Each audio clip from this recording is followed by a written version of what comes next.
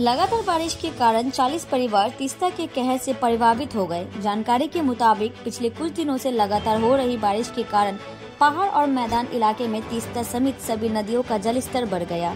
इस बीच डाब ग्राम 1 नंबर ग्राम पंचायत के चमकाडंगी के 40 परिवार तीस्ता के कहर से प्रभावित हो गए हैं। इस दौरान मुख्यमंत्री के निर्देश पर शुक्रवार सुबह सिलीगुड़ी के मेयर गौतम देव, जलपाईगुड़ी परिषद सदस्य मनीषा रॉय समेत प्रशासनिक अधिकारियों ने इलाके का दौरा किया।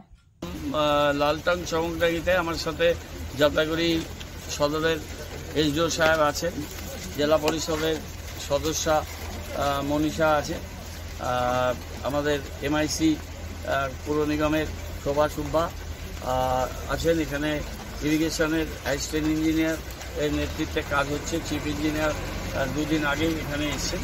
এখানে এই তিস্তা যে দুটো গ্রামকে একেবারেই গ্রাস করছে,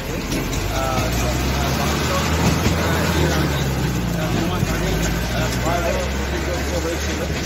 এবার চমকডাঙ্গিটাকে একদমই তিস্তা তার গতিপথ পরিবর্তন করে তার করাল গ্রাস, এই সুপ্রাচীন গ্রাম, তাদের গবাদি পশু, এটা দুধ বিক্রি করেই এখানে মানুষের জীবন এবং জীবিকা, তারা একেবারেই বিপন্ন এবং তাদের অস্তিত্ব সংকটের মুখে আছে।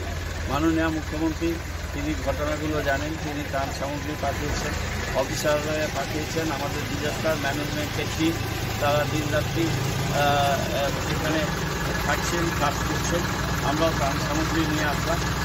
নদী বাঁধের কাজ হচ্ছে, কিন্তু তিস্তার এই খরস্রোতার তিস্তা তার জলের গতি এবং জল না নামলে এই নদীর বাঁধকে নদী বাঁধটা আরও শক্তপোক্ত করে করতে হবে। কিন্তু এই দুটো গ্রামের অস্তিত্বই প্রায় বিপন্ন, তাদের উন্নত, তারা এখন বিভিন্ন এখানে জঙ্গলের কাছাকাছি তারা থাকার বন্দোবস্ত করা হচ্ছে, কিন্তু তাদের অন্যত্র সরানোর প্রক্রিয়া এটা চলবে। কালকে এই প্রাকৃতিক দুর্যোগের মধ্যে কালকে দুটো হাতি রাত্রিবেলা সচেতন করেছে এলাকা। এখানে ভেতরে চিতাবাঘও আছে।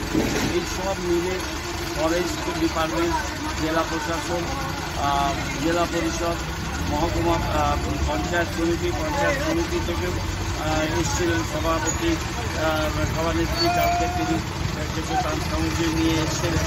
এখানে আমরা রাজ্য সরকার সমস্তভাবেই